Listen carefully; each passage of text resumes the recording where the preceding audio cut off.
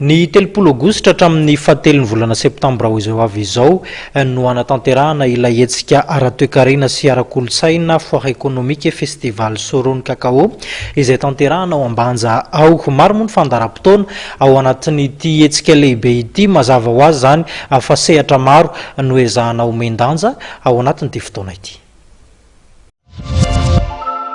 Toerana mpamokatra volo-fanondrana toy ny vanille, café, poivre ary indrindra fa ny cacao ny any Ambanja. Na dia efa tafapetraka aza ny filan-kevitra nasionaly ny cacao na ny CNC dia mbola tsy nivany olana eo amin'izay seha-piarina izay. Fa melabelara-kevitra samihafa araka izany no ho tanterahana mandritry ny hetsika foire économique du cacao ny 30 aogositra hatramin'ny 7 septambra 2024. Tamin'ity taona ity ny totongana izay tsy izy ny vidin'ny cacao tao Ambanja. Ke nohony izeny amin'ity taona ity indray mbola namerina ny ONG Sorony miaraka amin'ny région Diana misy conférence débat anankiray indray koa commence le 30 izay mikasiky ny atao hoe changement climatique.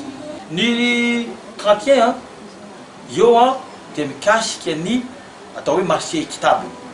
Marché équitable io indrindrindra mikasika ny atao hoe mikasika ny cacao.